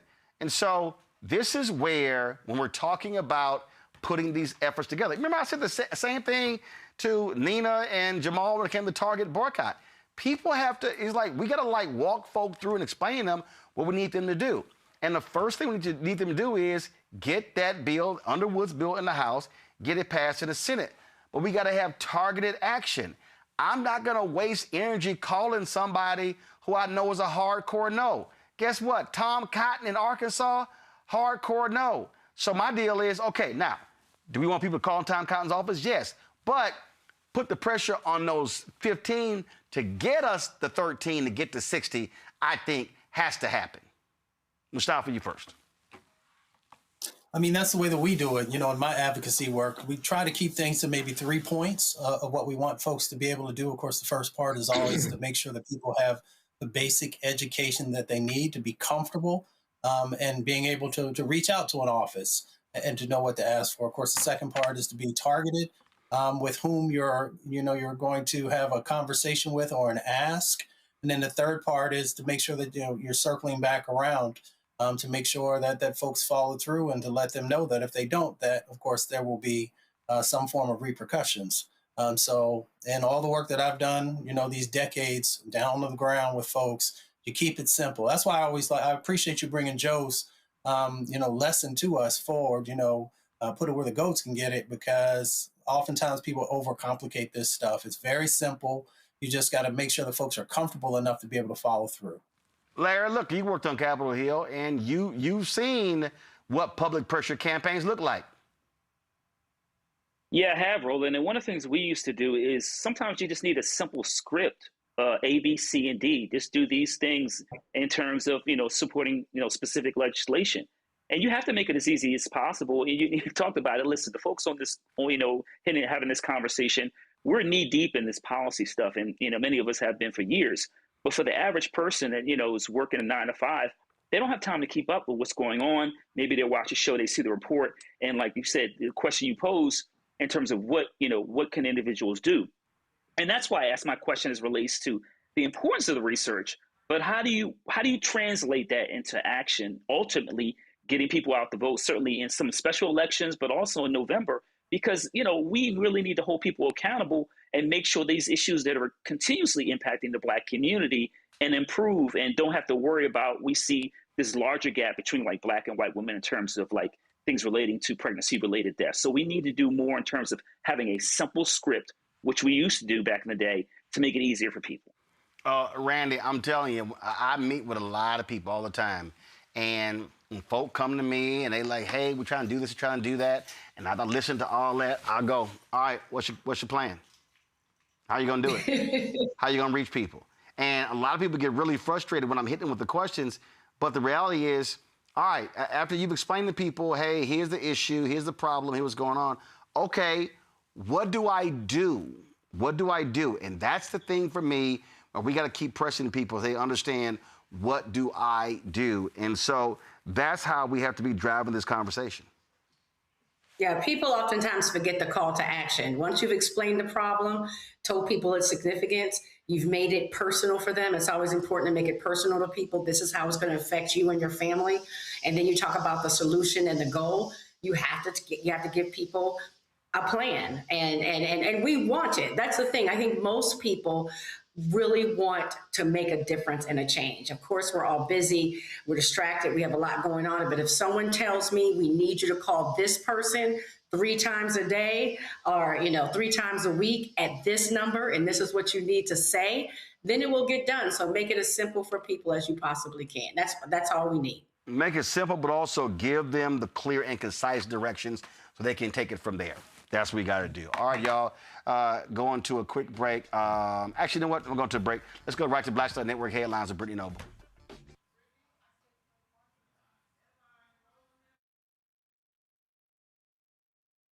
A United Auto Workers employee who called President Donald Trump a pedophile protector during Trump's visit to the Ford F-150 plant in Dearborn, Michigan, will keep his job. That's despite the president's objections.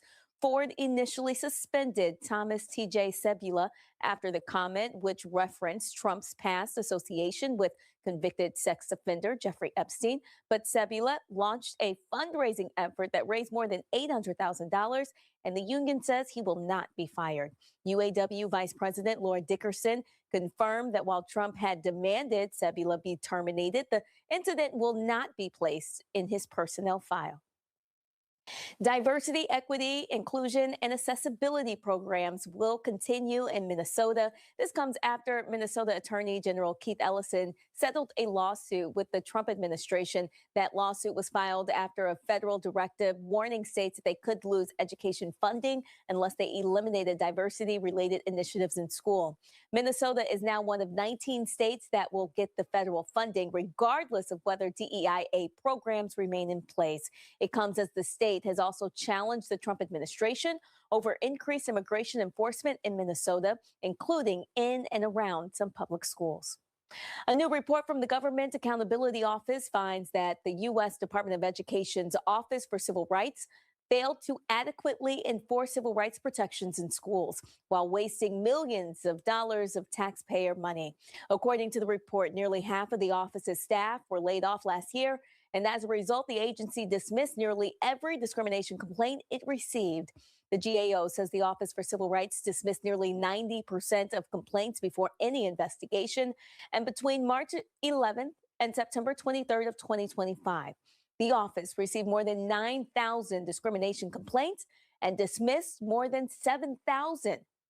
The report also found the office's layoff and restructuring plans cost taxpayers between $28.5 million and $38 million without improving efficiency.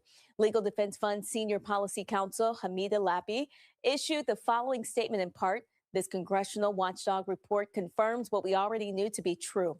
Over the past year, the Department of Education's Office for Civil Rights has abandoned its duty to enforce our nation's civil rights laws and ensure Black students and other students of color have access to a high-quality public education free from discrimination. Plans to lay off half of the agency have proven to be expensive, a distraction, wasting tens of millions of taxpayer dollars while allowing thousands of students' discrimination complaints to go uninvestigated. The report reveals that nearly 90% of cases were dismissed before investigation, a rate that is unacceptable and denies students the justice they deserve. Well, the Trump administration is appealing a court decision that allows Haitian immigrants with temporary protected status to remain in the United States. Government attorneys filed the notice of appeal to the Court of Appeals for the District of Columbia February 5th. Federal Judge Anna Reyes ruled on February 2nd to keep the TPS designation for Haiti in place, which was set to expire on February 3rd. The notice of appeal requests Reyes pause her order allowing TPS to remain in place. But according to the Columbus Dispatch, an estimated 350,000 Haitian immigrants are believed to be in the United States, with 150,000 residing in Springfield, Ohio. Well, Oklahoma tribal leaders accuse Immigration and Customs Enforcement agents of racially profiling tribal citizens amid Operation Guardian Sweep on reservations. Leaders say they only learned of ICE operations on the reservations through social media reports by tribal citizens, rather than being informed by federal officials. ICE has been accused by tribal officials of stopping, questioning, and in some cases detaining Native people on their own land. Leaders are telling citizens to remain vigilant and to carry tribal identification along with any state or federally issued ID. In a news release, Governor John Raymond Johnson of the absentee Shawnee tribe warned tribal citizens to be prepared, saying in part, "It is unquestionably unconstitutional and illegal for any government officer to stop you, detain you, or question you without either a reasonable suspicion or probable cause that you have committed some kind of crime. It is especially unconstitutional for an officer or agent to do so based solely on your physical appearance." Roland. All right, folks, let's go to a break. We come back. White Pasture, Laser on the Line, North Carolina, plus our Shop Blackstar Network Marketplace segment. That's after this. Back in a moment. My brothers and my sisters, this is Bishop William J. Barber II, and I'm coming to you with an urgent call from repairers of the breach and all of our partners. From Wednesday, February the 11th to Saturday, February the 14th, it's time to love forward together. We are mobilizing from Wilson to Raleigh. This is a call to all who love voting rights, love justice and truth, who believe in health care for all, living wages, labor rights, and caring for every person in our communities, who believe in life and not shooting people down in the street. We march each morning, February the 11th, 12th, 13th at 9 a.m., beginning at St. James Christian Church in Wilson, North Carolina. And on February the 14th, we gather at Shaw University, march down Fayetteville Street, and we have a rally right there at 10 o'clock a.m. Join us for the Love Forward Together Mass People's Assembly and Moral March mobilization. Visit breachrepairers.org for everything you need to register. This is William J. Barber II, paid for by Repairers of the Breach.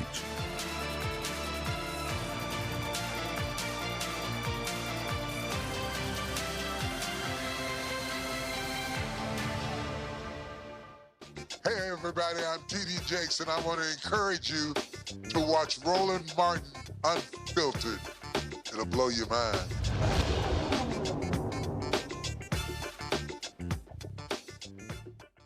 A white North Carolina pastor stood in his pulpit on Sunday and delivered a sermon all conservatives need to hear. Lauren Livingston, pastor of Central Church in Charlotte, North Carolina, laid it on the line. His message, being a conservative does not make you a Christian. Watch. Well, I might as well do it. And I know some of you are all excited.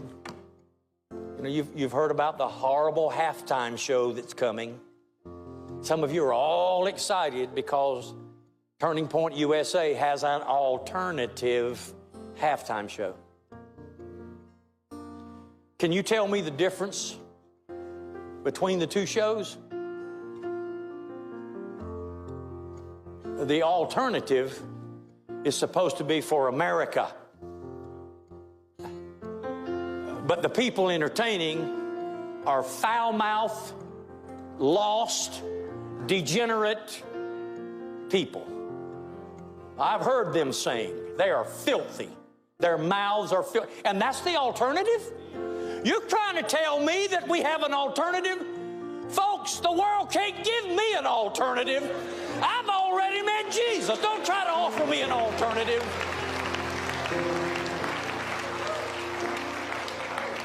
And while I'm at it, I'm going to say what I feel right here.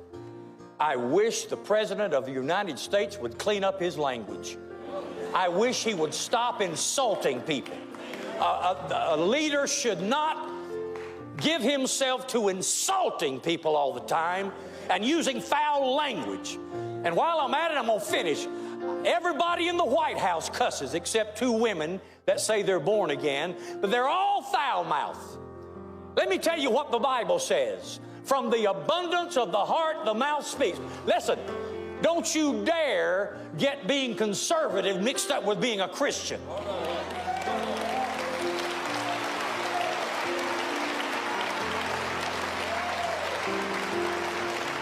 Conservative does not mean Christian. You can be pro-life, you can be pro-biblical family, you can be pro-Israel and die and go to hell. You can be all of that stuff. That does not make you a Christian. Folks, I am a Christian. I'm not a white Christian. You're not a black Christian. I'm not in a white evangelical movement. There's no such thing as a black church. We are one in Christ. There is neither male nor female. There is neither black or white or slave or poor. We are all one in Jesus Christ. No, go ahead and praise the Lord.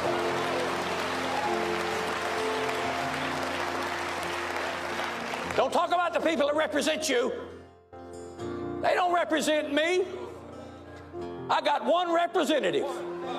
And he's the one that said to me a long time ago, will you go with this man? I said, I'll go with this man. And that's the man I've been going with. And I don't care about any other men. Nobody can save me. Nobody can redeem me. Nobody can bless me. Nobody can make me happy but this man. I bet you Donald Trump and Paula White ain't inviting him to the White House, Randy. No, I think that he should not look for an invitation to anything. The truth social people, yeah, no, he's not going to get an invitation, but he told the truth. He let him get told because some of these people think because they're conservative and living out the devil's plan, it seems like to me every day, they're still Christian. Mustafa? And they're not. Malcolm once said, I'm for truth no matter who tells it. I'm for justice no matter who it's for or against. And those words resonate with me when watching this minister just call it out and tell it like a TI is, as my mama says, because they need to hear it, right? Because folks continue to follow these false idols. They make parties their God. They make presidents their God. And that's not what this is supposed to be about if you're truly a spiritual person, if you're truly in touch with a higher being. So I'm glad that he put it out there. Now the question becomes, did he find fertile ground? And will those words actually take root in individuals who've lost themselves and continue to follow a path that is not full of righteousness, that is not full of addressing humanity, and that unfortunately has been full of hate?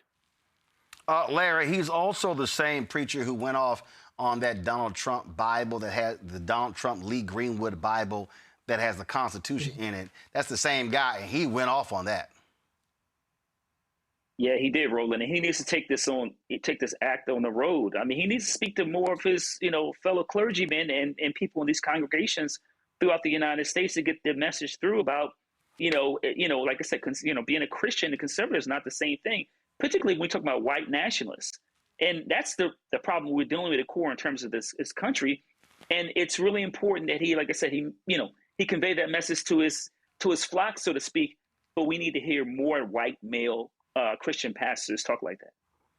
Absolutely. All right, folks, time for Shop Blackstar Network Marketplace segment.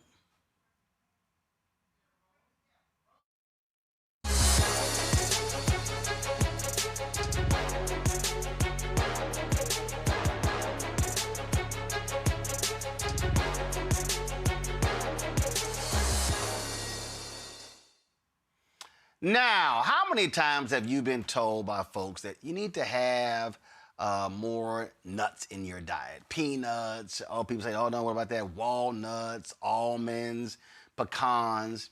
I'll be honest with y'all, I can't stand, for the longest, I couldn't stand nuts.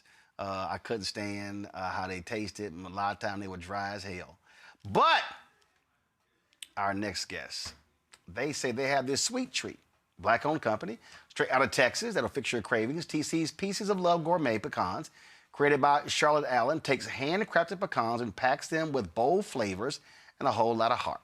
So whether you're hunting for the perfect holiday gift or just looking to level up your snack game, this is definitely the one to try. All right, so Charlotte joins us right now. Charlotte, you got a guest with you? I do. I have my husband and co-owner, Tyrus Allen. All right. They didn't have your name in here, so that's why I didn't know. Now, y'all in Kaufman, Texas? Yes, sir. All right. For the folk who don't know where that is, what's the closest big city? So Kaufman is about 35 miles east of Dallas. It's right past Forney, Texas, which is the booming city right now. Girl, right in between. Girl, you know damn well Forney, Texas ain't booming. how you gonna say Kaufman near Forney? Somebody walking like, I don't know what no Forney is. All right.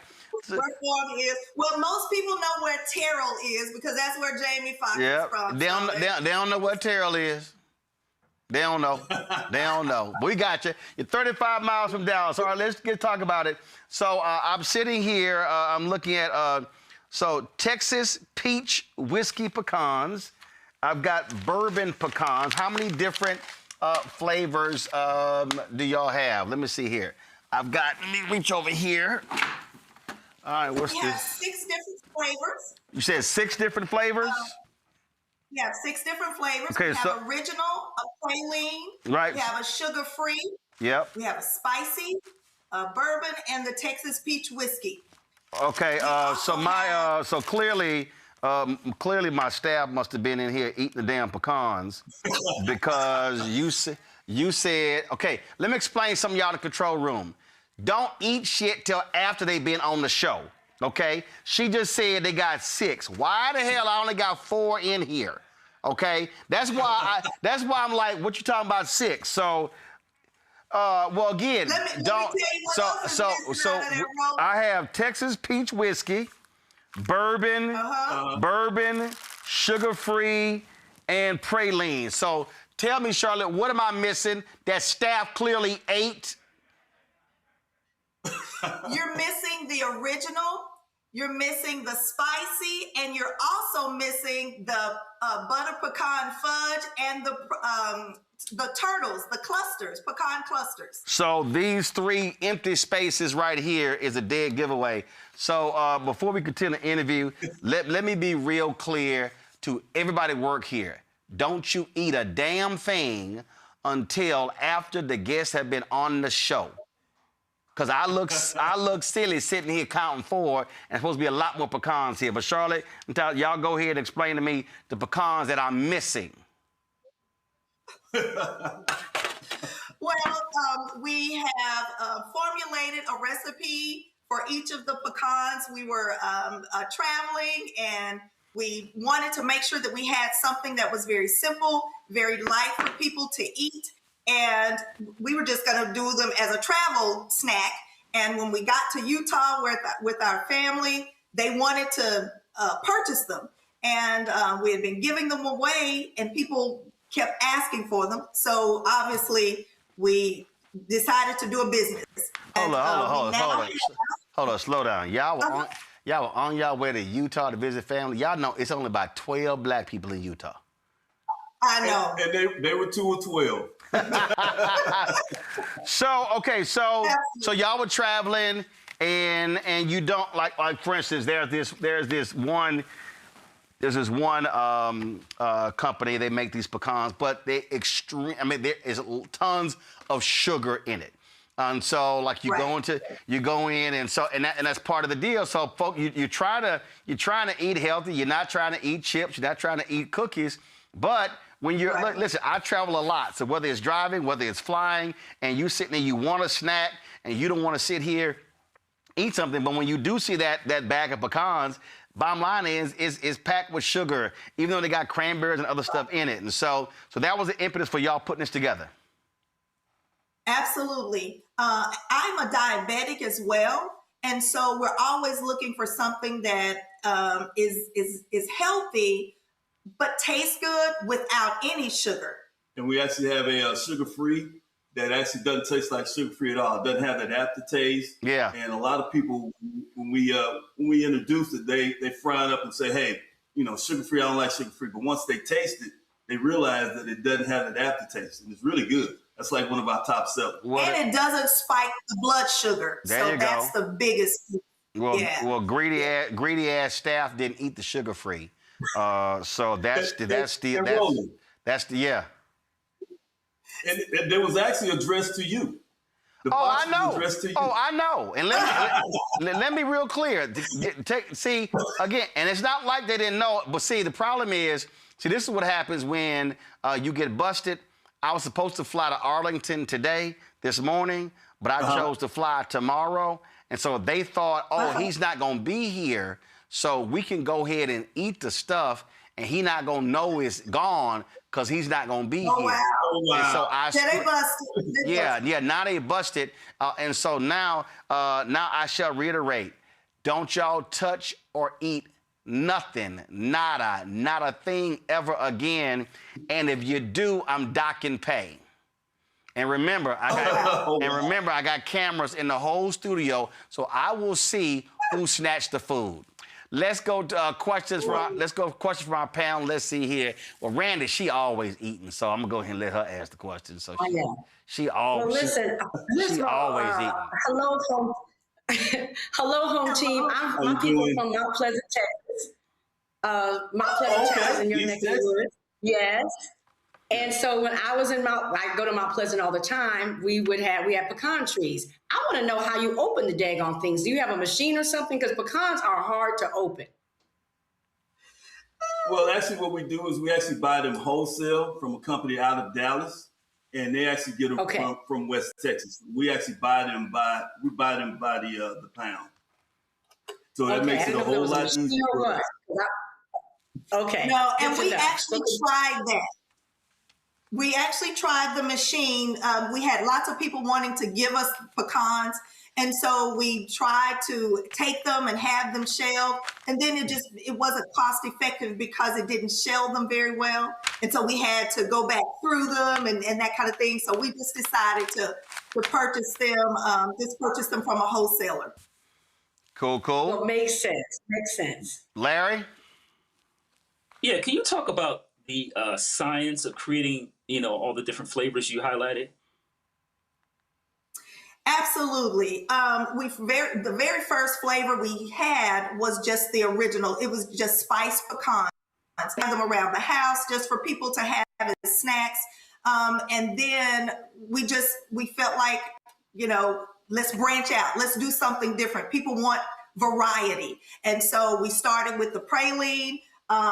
Tyrus lived in New Orleans for about 30 years. So that kind of appealed to our New Orleans family. And so then, again, I'm a diabetic. So I wanted to create something that not only tasted good, but didn't have that aftertaste, didn't taste sugar-free, didn't taste like cardboard. And so we created the sugar-free. And then people started giving suggestions about whiskey and some of the alcohol flavors. So we take those, we infuse those, we actually infuse them for 24 hours, and then we cook those and mix those up as well. We are expanding to different things, including our sugar-free clusters that we now have. We've been sending them out, perfecting that recipe, have taste testers. So we're just we call it in the lab. So when we get a new flavor, someone asks us about a new flavor, or we just kind of have an inkling to play around in the kitchen. We're just always experimenting. Mustafa. Well, you just mentioned the whiskey. I'm curious, for the whiskey and the bourbon, if you eat too many of those, will you get twisted? No. Actually, once we do soak them for 24 hours and we actually cook them, we put them in the oven. It actually the heat actually burns the alcohol off. You just get the actual taste. Now you have to probably drink a bottle of bourbon or whiskey to get that feeling, but don't give them no ideas. Don't give them no ideas. Now y'all have two different. So you have the canister, but you also have two different sizes. So so they want to buy the big bag or the smaller bag? They can. We actually have 3 different sizes. We have another size as well. What happened? The staff, did the staff greedy asses eat that? Okay, I'm just go ahead. So y'all got the extra. Y'all got the super large bag. So is that called large? This is medium, and this is small. Yeah, this is actually a 1 pound bag that I have here. The one that you have, the medium size is actually an 8 ounce, and then we actually have the 4 ounce that's in your hand. And the 4 ounce one is just one that we give out complimentary. Usually when people order, we'll just kind of throw that in just as a thank you for supporting a small Black business. Okay. All right, then. Greedy ass Carol just got my into about, they are good. Yeah, of course. Yeah. Well, thank you, Carol. Thank you. Yeah, since they already ate the doggone things, which will not happen again. So, folks, if y'all want to check it again, so I'm looking at the bourbon. This is the Texas peach whiskey. Texas peach whiskey. Sugar-free.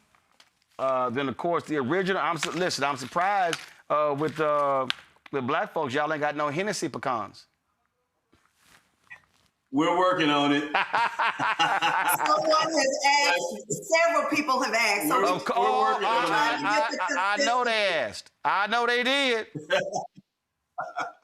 So we are working on that one.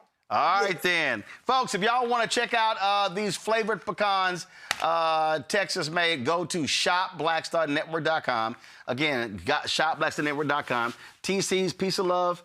Check it out. You see it right there. All the products are on shopblackstarnetwork.com. You can buy directly from the website. And again, when you support those products, you also are supporting this show as well. Hey, I appreciate y'all being on the show. Thank you so very much. And appreciate you. And as usual, my dad's sitting there sending me texts during the show like I'm not working, talking about bring me some of that tomorrow. I'm like, really? Lord, have mercy. Roland, I want to share something with you. My cousin lived right down the street from your parents. Oh, really? Live right around the corner from Good. your parents. So if you need some, just give us a call. Tell your cousin to bring them some pecans. All right, all right then. I appreciate it. Thanks a lot.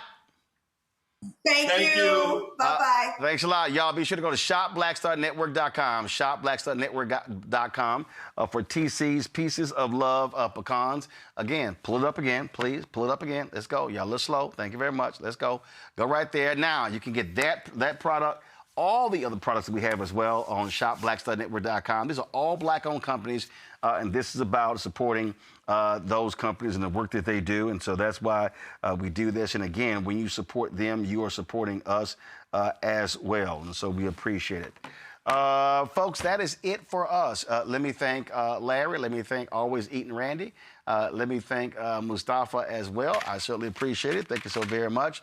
Folks, if y'all want to support the work that we do, please join our Bring the Funk fan club. Our goal is to get 20,000 of our fans contributing on average $50 each a year. That's $4.19 a month, 13 cents a day. As I said, I'm sitting right here. The people who've been sending us checks and money orders, I'm depositing them, literally been depositing them during the show. And so, but if you want to go use electronic methods, which makes it a lot easier, but hey, we appreciate everybody who contributes no matter what. Please do so. Use the Stripe QR code. You see it right here, the Stripe QR code. That's for Cash App and for credit cards. And so you can contribute there. Checks and money order. Make it payable to Roland Martin Unfiltered. P.O. Box 57196, Washington, D.C. 20037-0196. PayPal's R. Martin Unfiltered. Venmo RM Unfiltered. Zelle. Roland@RolandSMartin.com. Roland@RolandMartinUnfiltered.com. You can also download the Blackstar Network app, Apple phone, Android phone, Apple TV, Android TV, Roku, Amazon Fire TV, Xbox One, Samsung Smart TV. Again, you want to get our Roland Martin Unfiltered Blackstar Network swag, go to shop.blackstarnetwork.com. Get our merchandise, our t-shirts. Don't blame me. I voted for the black woman. And also Black-owned Media Matters, all of our good stuff. You can get it right there. Pull that camera shot out, y'all, of the products over there so we can see the banner. Again, folks, we got all of our stuff, our black-owned products. You also are available at shopblackstarnetwork.com. You can see all of those right there. We got tons of different products. Please support those black-owned businesses. And also download the app Fanbase. All right, y'all, that is it. I appreciate it. I will be in Arlington, Texas tomorrow, picking up an award from the Bow Collective. I'll be live from there on tomorrow. That's it.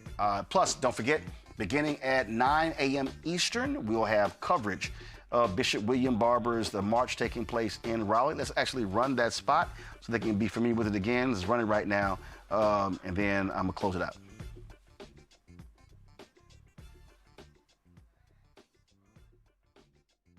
My brothers and my sisters, this is Bishop William J. Barber II, and I'm coming to you with an urgent call from repairers of the breach and all of our partners. From Wednesday, February the 11th to Saturday, February the 14th, it's time to love forward together. We are mobilizing from Wilson to Raleigh. This is a call to all who love voting rights, love justice and truth, who believe in health care for all, living wages, labor rights, and caring for every person in our communities, who believe in life and not shooting people down in the street. We march each morning, February the 11th, 12th, 13th at 9 a.m., beginning at St. James Christian Church in Wilson, North Carolina. And on February the 14th, we gather at Shaw University, march down Fayetteville Street, and we have a rally right there at 10 o'clock a.m. Join us for the Love Forward Together Mass People's Assembly and Moral March mobilization. Visit breachrepairers.org for everything you need to register. This is William J. Barber II, paid for by Repairers of the Breach.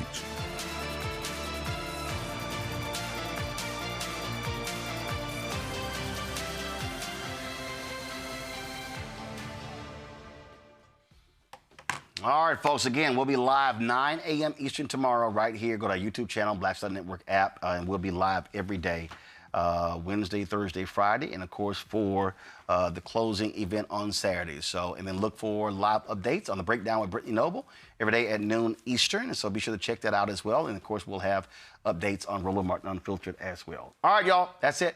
I'll see you tomorrow. Go Rockets. Also, I love the old school Rocket colors because it's the same colors as my high school Jack Yates. So that's why I'm rocking the colors today. All right, I'm going to see y'all tomorrow.